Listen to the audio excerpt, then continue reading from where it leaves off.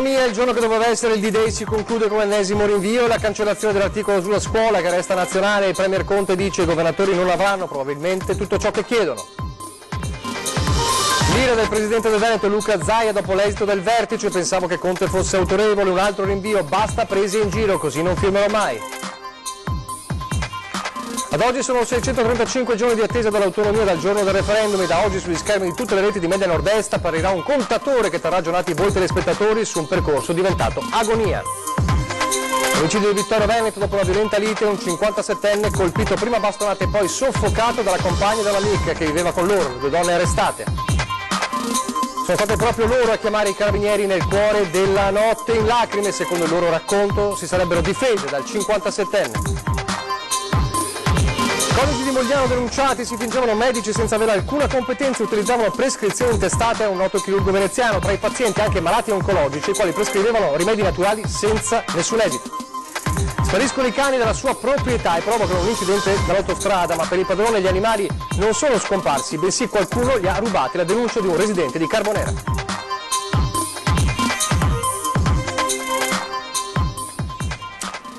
Telespettatori di Antenna 3, buonasera e ben trovati all'edizione trevigiana dei nostri telegiornali. Dunque in primo piano un'ampia pagina sull'autonomia che ancora evidentemente non c'è. Il giorno che doveva essere il D-Day, almeno nelle speranze del Veneto e del governatore del Veneto Luca Zaia, che così l'aveva ribattezzato soltanto poche ore fa, si conclude con l'ennesimo rinvio e poi il passo importante della cancellazione dell'articolo sulla scuola, che quindi non sarà regionalizzata ma resta nazionale. A Roma il Premier Giuseppe Conte dice è una trattativa e quindi i governatori non avranno probabilmente tutto ciò che chiedono. Allora il servizio sul vertice di oggi a Roma. Ci saranno ancora alcuni passaggi, ma ragionevolmente ci avviciniamo al punto finale. Un vertice meno lungo del previsto, quello di oggi sulle autonomie, al termine del quale il Premier Giuseppe Conte ha parlato di passi avanti e si è detto fiducioso di essere ormai addirittura d'arrivo. Di certo, nel corso della riunione alla quale hanno partecipato il Vice Premier Luigi Di Maio e tra gli altri i ministri Erika Stefani, Marco Bussetti e Sergio Costa, assente Matteo Salvini, è stato soppresso l'articolo 12 del testo redatto dalla Veneta Stefani, quello sulla scuola, un punto, l'istruzione, sul quale il Movimento 5 Stelle non era disposto a cedere e alla fine l'ha spuntata. L'articolo sull'assunzione diretta dei docenti su base regionale, come chiedeva la Lega, è stato depennato. Del resto il Premier Conte lo sottolinea più volte, è un negoziato tra Stato e Regioni e lo Stato non ha intenzione di cedere tutte le competenze richieste dai governatori. Abbiamo trovato un punto di equilibrio su questo fronte. Probabilmente lo preannuncio e poi ovviamente avrò modo di parlare direttamente ai governatori direttamente interessati, non avranno tutto quello che hanno richiesto, ma ci sta.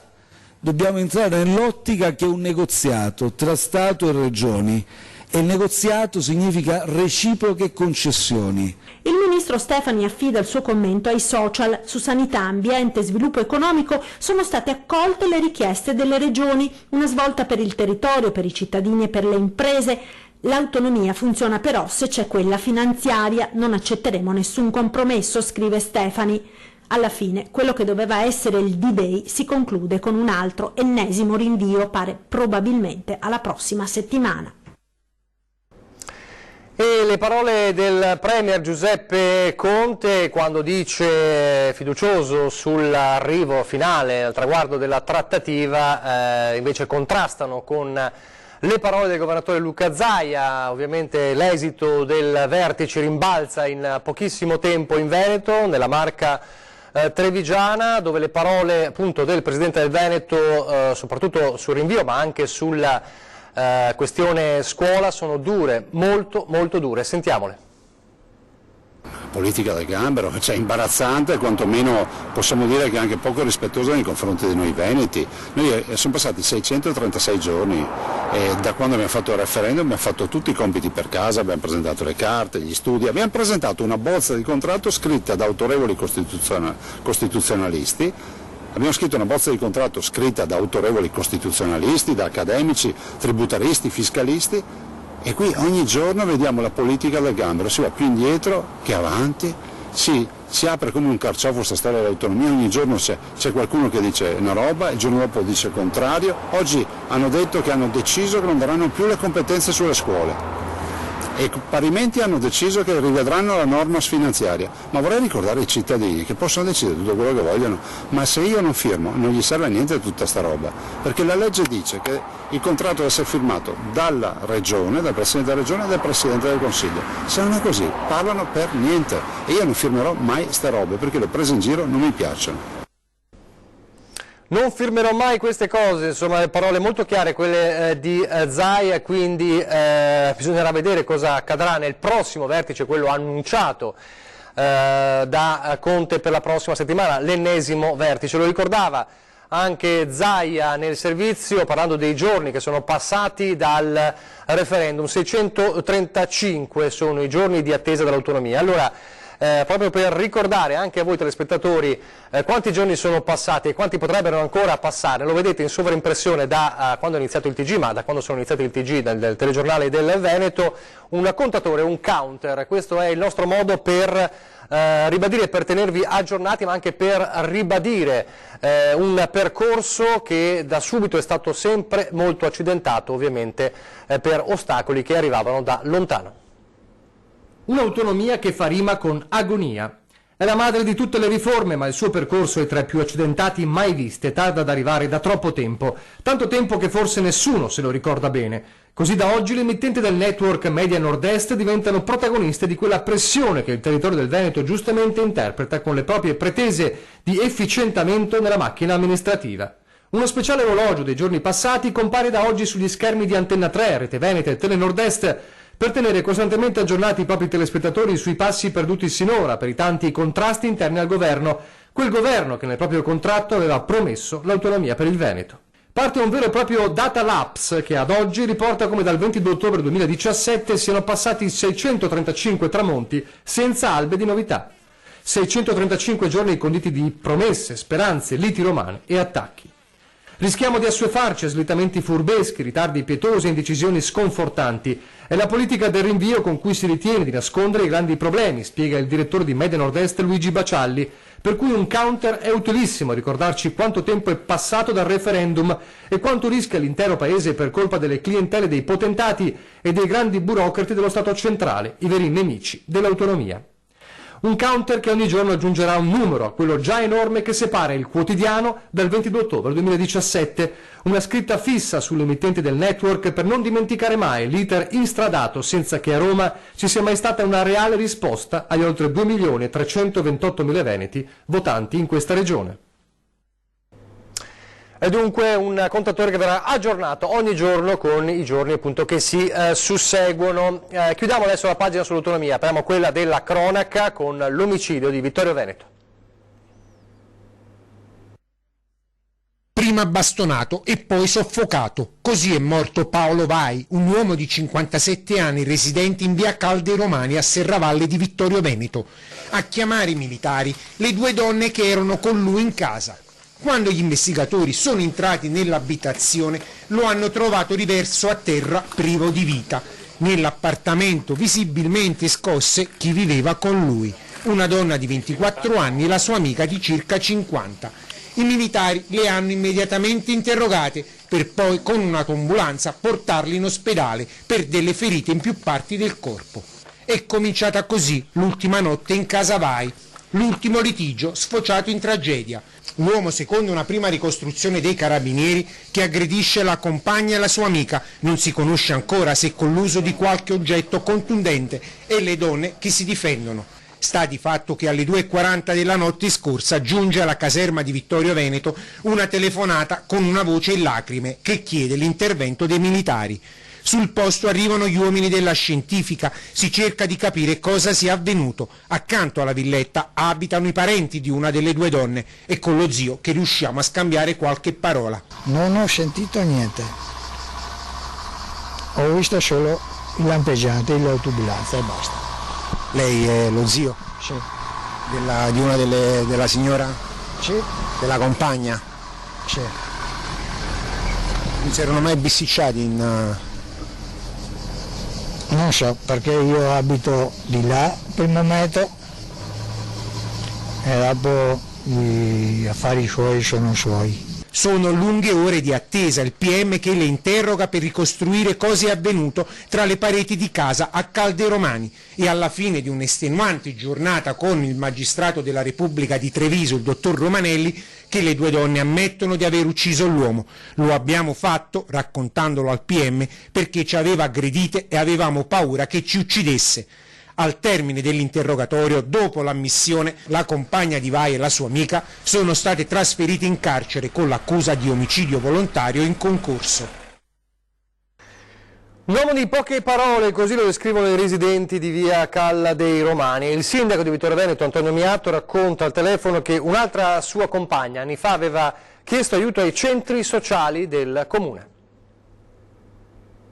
Molti anni fa Paolo Vai aveva avuto già dei problemi con un'altra donna. Lo racconta al telefono il sindaco di Vittorio Veneto, Antonio Miatto. Ho saputo che non era seguito da servizi sociali, ma una ventina di anni fa, prima del 2000, anni 90, la convivente aveva avuto qualche forma di assistenza per problematiche sue personali. Adesso non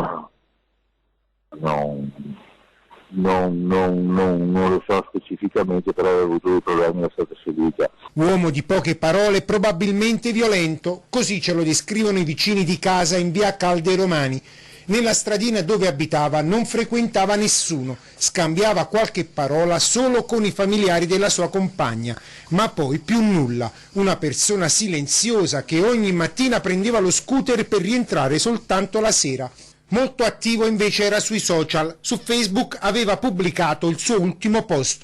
Meglio un buon divorzio che un pessimo matrimonio, aveva scritto. Forse immaginava qualcosa, l'ennesima lite con le persone con le quali divideva l'abitazione.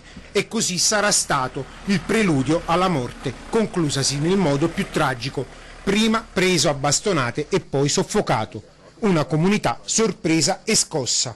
Mi riferiscono che spesso i vicinati sentivano che c'erano delle discussioni anche violente, pesanti, violente, rumorose. In pochi invece hanno voglia di commentare cosa sia accaduto. Erano più conosciuti parenti della donna che l'uomo. Come ha saputo la notizia? La signora a convegno. Che conosceva i vicini di casa? Sì, era sua figlia. La riconosceva? No. Sarà ora l'autopsia a stabilire le cause che ha portato alla morte dell'uomo, mentre le donne trasferite in carcere nei prossimi giorni saranno ascoltate nuovamente dal magistrato. Guidava un tir completamente ubriaco, un camionista fermato dalla stradale a Treviso. Ubriaco alla guida di un tir da 40 tonnellate, camionista tedesco fermato dalla polizia stradale lungo la tangenziale di Treviso. Ieri sera, nell'ambito dei controlli sulle strade, intensificati a seguito della serie impressionante di incidenti mortali degli ultimi giorni, gli agenti hanno fermato un auto articolato visto zigzagare pericolosamente. Il conducente, sottoposto al controllo con l'etilometro, è risultato avere un tasso alcolemico di 1,28 grammi per litro, quando per i conducenti professionali il limite è 0, essendo vietata l'assunzione di qualsiasi sostanza alcolica per ovvie ragioni di sicurezza, data la tipologia di mezzi condotti. Il camionista, 45 anni, tedesco, alla guida di un mezzo con targa croata, è stato denunciato e gli è stata ritirata la patente. Nell'ambito dei controlli sono state contravvenzionate altre 5 persone per guida in stato di ebbrezza. Le sanzioni sono pesanti, multe fino a 3.200 euro, decurtazione di 10 punti e sospensione della patente fino ad 1 anno. La Polstrada fa sapere che i controlli verranno ulteriormente intensificati nei prossimi giorni, sia per l'abuso di alcol che per l'uso di stupefacenti. A Magliano adesso con una coppia di coniugi che si fingevano medici e sono stati denunciati. Utilizzavano prescrizioni su carta intestata ad un altro medico senza autorità né competenza. Una coppia di coniugi di Mogliano Veneto è stata denunciata dai carabinieri di Noale, coordinati dalla procura di Treviso, dopo le dovute indagini per concorso in esercizio abusivo della professione medica continuato e falsità materiale. Tutto è partito con la denuncia di un noto medico chirurgo venuto a conoscenza che qualcuno utilizzava prescrizioni con la sua firma e il suo timbro. Una giovane donna di Dolo infatti si era presentata in uno dei suoi studi del Milanese chiedendo spiegazioni sulla circostanza. La ricetta infatti riportava la sua firma e l'intestazione, ma era stata prescritta da altri medici, nella fattispecie 2 coniugi che operavano in uno studio medico moglianese. A quel punto i carabinieri hanno appurato come la coppia avesse adibito abusivamente parte della propria abitazione ad ambulatorio medico, dove ricevevano i pazienti, una trentina circa, effettuavano accertamenti e dispensavano consigli e rimedi naturali e farmacologici, anche a pazienti malati di cancro nel frattempo venuti a mancare. L'uomo non era nuovo a questo tipo di truffa. A suo carico infatti ci sarebbero 2 pendenze penali per esercizio arbitrario della professione presso la procura di Pordenone. Adesso lasciamo la cronaca, ma continuiamo a parlare di camici bianchi, quelli veri però, perché l'emergenza della mancanza dei medici resta. Facciamo il punto allora con il direttore generale dell'ULSS 2 Marca Trevigiana, Francesco Benazzi. Continua l'emorragia di medici nelle strutture sanitarie venete, un problema in costante crescita nonostante l'impegno della Regione attraverso le ULSS. Una situazione che ha un unico responsabile. La programmazione la fa il Ministero dell'Università in accordo chiaramente con le università. Quindi è una programmazione sbagliata fatta ancora diversi anni fa e noi stiamo pagando oggi purtroppo questo numero chiuso per quanto riguarda le specialistiche, soprattutto perché il problema che noi abbiamo è la carenza di specialisti. Una carenza che l'ULSS della Marca attende di tamponare nel breve periodo con una soluzione semplice quanto efficace.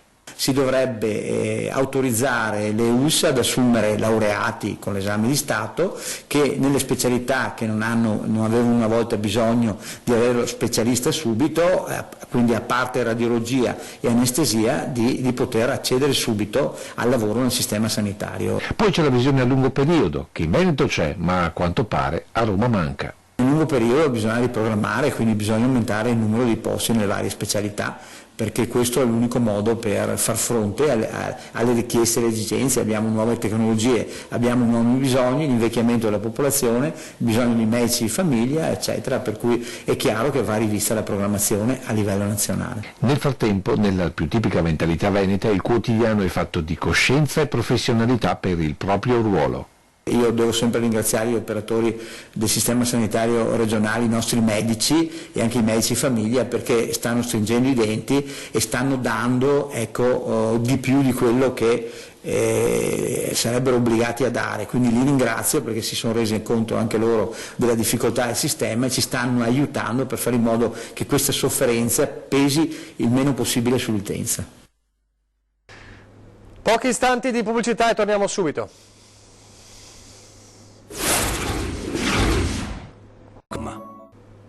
Rieccoci in studio in diretta, allora andiamo a Vittorio Veneto per parlare di Iroso, il grande mulo alpino, il generale Iroso, morto, lo ricorderete, l'aprile scorso a 40 anni, perché queste sono le immagini che ci arrivano da Vittorio Veneto, il nostro Lucio Zanato, le immagini della cerimonia con le quali le ceneri di Iroso sono state poste alla base del monumento alle penne nere nell'area verde adiacente all'antica pieve di Sant'Andrea a Vittorio Veneto. Questa è l'immagine, vedete anche gli applausi che ci sono stati per questo momento così particolarmente intenso di commozione, per questo addio ufficiale al mulo Iroso. Ecco, queste sono le immagini, vedete la cerimonia per deporre le ceneri. Lo dicevamo, è stata una decisione quella della sezione ANA, è stato posto anche un fiore, vedete Francesco Introvigne della sezione ANA di Vittorio Veneto che ha messo il fiore per Iroso, una decisione appunto che è stata fatta, è stata presa dal reparto Salmerie e poi da Antonio De Luca, l'uomo che salvò dal macello alcuni muli, tra i quali anche Iroso, e quindi questo è stato l'addio ufficiale a Iroso. Domani vi racconteremo con un servizio già nel TG delle 12:30 tutta l'emozione di questa cerimonia avvenuta davvero poco fa. E adesso invece una denuncia che arriva grazie alle segnalazioni di Lo Dico ad Antenna, una denuncia che viene da Carbonera, riguarda alcuni cani spariti. Ad aprile scorso il signor Luigi Gemignan riceve una telefonata dalla polizia stradale di Treviso. Lo avvisano che i suoi 2 cani hanno provocato un incidente sull'autostrada A27 Venezia-Belluno. Nessun mortale per fortuna, ma solo danni all'auto che non ha potuto nulla per evitare l'impatto con gli animali che muoiono sul colpo. La storia parte da quell'incidente. Siamo a Mignagola di Carbonera. Alcune ore prima le 2 bestiole assieme ad un cane del vicino spariscono. Delle 3 solo una fa rientro, ma in condizioni pietose, forse sbranata da un altro animale, mentre non si sa più nulla delle altre 2. È la Polstrada a ritrovarle, ma da quel momento cominciano i guai per Luigi, a partire dall'avvocato dell'automobilista che gli chiede 11.000 euro di danni al pagamento del guardrail ammaccato dall'auto e alla ditta che ha rimosso le carcasse dei cani. Insomma, un salasso che Gemignan è costretto a pagare in attesa di altre fatture da saldare, ma che gli fa sorgere comunque molti dubbi, a cominciare dai suoi cani, che non sarebbero mai potuti arrivare fino all'autostrada, perché distante dal casolare dove vive alla recinzione che delimita il tratto autostradale con la campagna, i cui cani non avrebbero mai potuto scavalcare. Rimane un mistero come siano potute entrare in autostrada, cioè da dove siano passate, cioè da dove siano entrate, chi le possa avere accompagnate, cioè, perché c'è una recinzione abbastanza alta, è ben fatta, quindi è un mistero. Anche l'orario, a 00:30, insomma, 2 cagnolini così piccoli che si allontanano da casa, che arrivano là a 00:30, che vanno in autostrada, è una cosa un po' che lascia dei dubbi, diciamo. Dunque dubbi che assalgono il povero Luigi, costretto a difendersi, cani rubati e successivamente abbandonati sull'autostrada. Un dispetto, anche se racconta che i rapporti con i vicini sono stati sempre cordiali. Anche perché la polizia stradale le ha risposto su un eventuale foro nella rete che separa i campi dall'autostrada, che doveva andare a controllare lei. Esatto, questo sì, questo mi è dispiaciuto, cioè, questa cosa qua mi ha fatto un po' star male, diciamo, perché come faccio ad andare a verificare?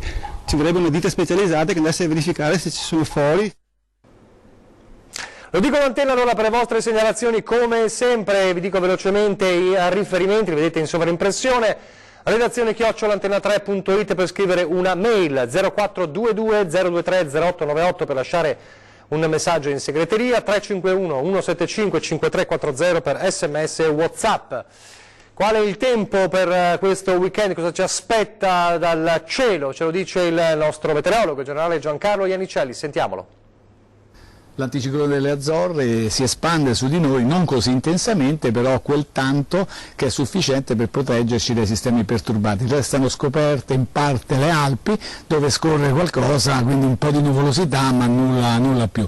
Più in dettaglio prevediamo un po' su tutte le nostre zone. Per sabato e per domenica cielo in prevalenza sereno, una velatura del cielo sarà possibile domenica in pianura, ma temporanea, senza assolutamente nessun effetti. Addirittura poi nella prossima settimana gran parte trascorrerà all'insegna del tempo soleggiato, con temperature che di nuovo arriveranno a valori che si avvicineranno anche ai 35 gradi, quindi una nuova ondata di calore.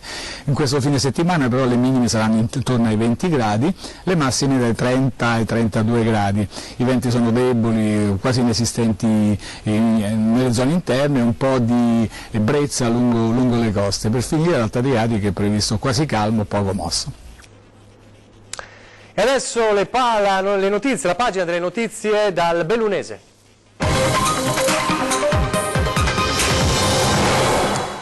E partiamo dalla cronaca, truffe agli anziani, con un'indagine dei Carabinieri di Belluno che permette di scoprire un raggiro pensato e messo in atto da un agente in attività finanziaria, ex dipendente di Banca Popolare di Vicenza. C'è già una richiesta di rinvio a giudizio per un agente di attività finanziaria di 36 anni originario di Padova, reo di avere messo in atto un raggiro nei confronti di un anziano di Longarone. Al 36enne la Procura di Belluno contesta la truffa aggravata per avere piazzato un prodotto finanziario, nella fattispecie un prestito concessione del quinto, in luogo di un medesimo contratto che il 73enne aveva già in essere con la Prestinova finanziaria del gruppo Banca Popolare di Vicenza. In questo caso è una truffa un po' anomala, perché si parte da un'attività comunque lecita, cioè la prestito tramite cessione di un quinto, ma probabilmente dimostrato o comunque esplicitata in maniera poco corretta. Il 36enne, ex dipendente di BPV, entra in contatto con l'anziano il cui nome è in un elenco di sottoscrittori di piani con Prestinova. Nell'autunno del 2017 al 73enne l'agente comunica che Prestinova è in liquidazione coatta e concorda un appuntamento per la restituzione di 7.000 euro per somme non dovute. La proposta pare allettante, tant'è che l'agente sale a Longarone nel mese di dicembre. All'incontro l'agente propone la firma di una serie di documenti, tra questi un questionario sulla salute del contraente. La moglie dell'anziano ha già comunicato all'agente che il marito è stato operato di tumore e che è in chemioterapia, circostanza che non viene tenuta in considerazione, visto che quella certificazione che può far venire meno l'assicurazione legata al mutuo attesta che l'anziano gode di ottima salute. Pure i documenti non riguardano l'estinzione del mutuo, ma la rinegoziazione dello stesso per altri 10 anni con Banca Progetto di Milano, nella quale l'agente padovano collabora. Passa qualche mese e il 73enne muore. Sono i figli ad accorgersi del raggiro e a denunciare il fatto ai carabinieri. Questo tipo di attività bisogna stare attenti alle spese che sono estremamente elevate e che se uno non è consapevole, pensando di avere un tasso estremamente favorevole, poi si trova a pagare forse di più di quello che lui riteneva. Le indagini dei carabinieri sono estese a tutto il Veneto. Stiamo verificando altre 80 contratti in tutta la regione per vedere se il comportamento è stato corretto oppure no. E adesso la scomparsa improvvisa del presidente onorario e fondatore dell'associazione Bellunesi nel mondo, Vincenzo Barcelloni Corte, aveva 91 anni, profondo cordoglio. Bellunesi nel mondo è la voce ufficiale dell'associazione, è una catena ideale che unisce tanti amici in ogni paese del mondo. È un dolore che unisce in un grande abbraccio commosso il mondo dell'emigrazione, del volontariato, del sociale, della politica, della vita amministrativa e imprenditoriale della provincia di Belluno. Vincenzo Barcelloni Corte è mancato improvvisamente all'età di 91 anni nella sua casa di Tenerife, dove da tempo soleva ritirarsi assieme alla sua cara Lisetta, e a lei, morta poco meno di 2 mesi fa, ora si è riunito. Una caduta accidentale gli sarebbe stata fatale. Raggiunto dal figlio Adriano, è spirato ieri sera. Al suo ricordo in queste ore sono dedicati tanti messaggi di cordoglio, fra tutti quelli giunti dalla grande famiglia dell'Associazione Bellunesi nel mondo, di cui è stato fondatore nel 1966, nella quale ricopriva il ruolo di presidente onorario. Dell'ABM Vincenzo Barcelloni Corte è stato l'anima, la voce, la penna in qualità di direttore di testata della rivista diffusa in tutto il mondo, scrive il presidente del Veneto Luca Zaia, che ne ricorda le capacità per avere dato dignità e peso culturale al fenomeno dell'emigrazione. Professionista apprezzato, molte delle sue opere, tra le altre La chiesetta sulla diga del Vajont, portano la sua firma di ingegnere.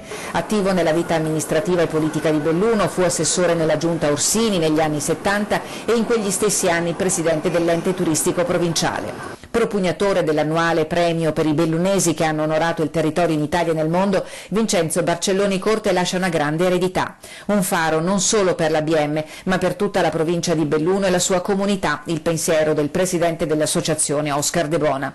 I funerali saranno celebrati non appena la famiglia riceverà le autorizzazioni necessarie per il trasporto della salma in Italia.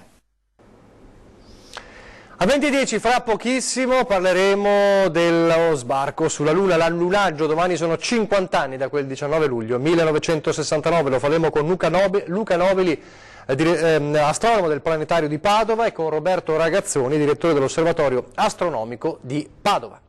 E adesso le previsioni del tempo, grazie per averci seguito, arrivederci.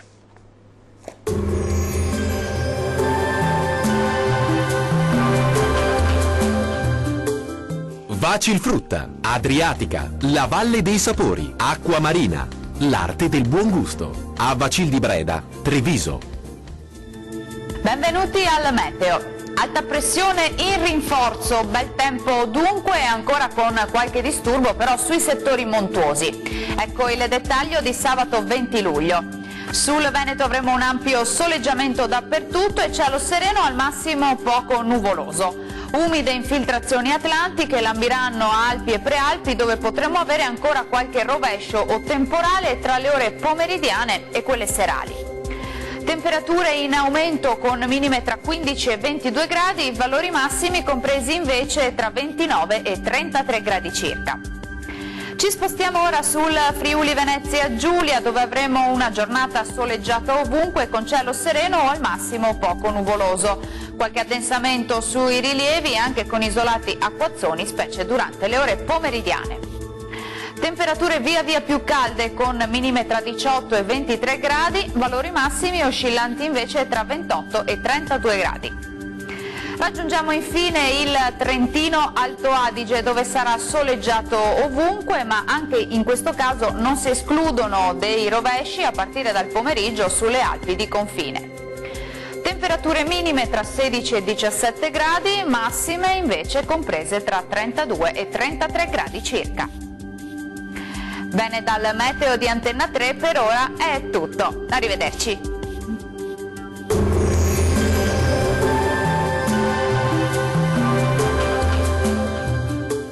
Vacilfrutta, Adriatica, la Valle dei Sapori, Acqua Marina, l'arte del buon gusto. A Vacil di Breda, Treviso.